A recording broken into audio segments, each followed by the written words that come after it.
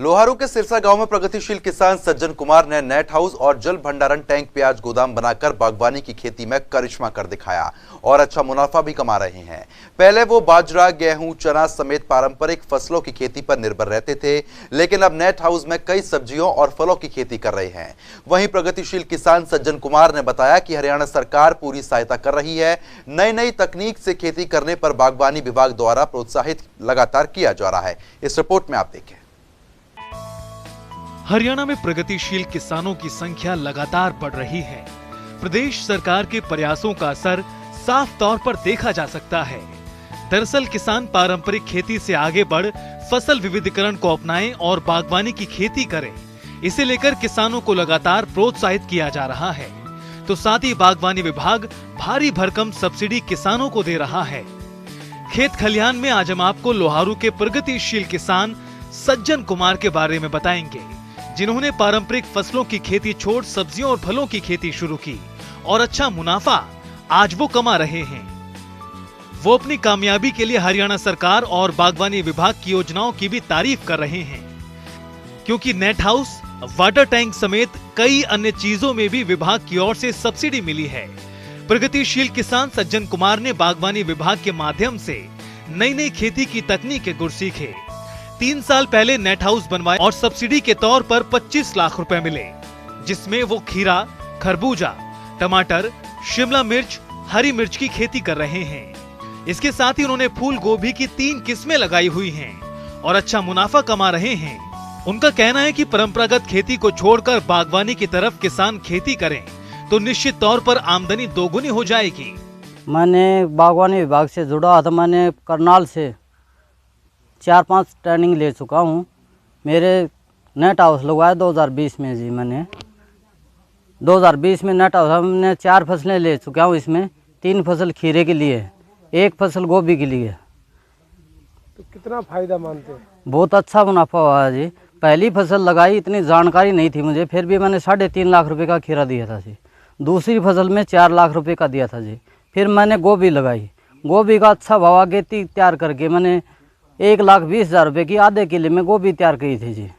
वो भी अच्छी मुनाफा दे गई। अब की बार 300 कुंटल खीरे निकाले हैं जी, वो भी 4.5 लाख रुपए के आसपास गए हैं जी। हाँ बिल्कुल जी, आय दोगुनी करने के सब्जी की खेती करने से नेट हाउस लगाओ, प्याज रोको, प्याज की खेती करो, सब्जी की खेती करने से आय दोगुनी हो जाती है जी। प्याज की खेती मैं लगातार लंबे समय से थोड़ी थोड़ी दूर में कर रहा था जी। फिर मुझे रोकने के लिए कुछ साधन नहीं उपलब्ध था। फिर बागवानी विभाग से मैंने 2018 में एक प्याज स्टोर बनाया जी। उसके 1.5 लाख रुपए लगे थे जी। फिर मुझे 87,500 रुपये गवर्नमेंट ने प्रोत्साहन राशि दी थी सब्सिडी के तौर पे। तो आप प्याज का भंडारण करने के बाद में कितना फायदा मान के चलते? प्याज का भंडारण करने से बहुत ज़्यादा मुनाफा है, दुगना तिगना रूट पैसे आमदनी हो जाती है जी। किसान सज्जन कुमार ने जल भंडारण का वाटर टैंक बना रखा है, जिस पर बागवानी विभाग ने 75% सब्सिडी दी है। उनका कहना है कि आने वाले समय में धीरे धीरे जल स्तर नीचे जा रहा है, इसलिए पहले ही हमने टैंक बनवाया है ताकि टैंक भरकर अन्य स्रोतों से और खेती कर सके। वाटर टैंक के साथ साथ सोलर पंप सेट भी सब्सिडी पर लगाया हुआ है, ताकि लाइट न आने पर सब्जी व अन्य प्रकार की खेती पानी न मिलने की वजह से प्रभावित न हो। किसान सज्जन कुमार ने 2018 में प्याज भंडारण बागवानी विभाग द्वारा बनवाया। 1,25,000 रुपए में ये बनकर तैयार हुआ और 87,500 रुपए विभाग से मिले, जिसकी क्षमता 20 मीट्रिक टन है। किसान सज्जन कुमार का कहना है कि लंबे समय से प्याज की खेती करते हैं और जब प्याज निकलता है तो भाव नहीं मिलते, इसलिए भंडार बनाया और बाद में पूरा भाव मिल जाता है और काफी मदद होती है। 10 प्रकार की किस्मों के प्याज स्टॉक में लगा रखे हैं। और ये वाटर टैंक बना रखे, इसके क्या फायदे हैं? इसमें बहुत सारा 100% सब्सिडी है जी। इसमें बाग लगाया जी मैंने किन्नू का, और इससे प्लेट लगा रखे हैं जी गवर्नमेंट की तरफ। ये भी अच्छी सुविधा मिली जी इसमें। तो जो लागत कितनी सब्सिडी है इस वजह से 4,85,000 रुपये की सब्सिडी मिल गई जी। लगभग इतने ही मेरे खर्चा आया था जी। तो इससे क्या क्या फायदे हैं? इससे बहुत अच्छा फायदा है जी। पानी हम हमारे बहुत कम है जी।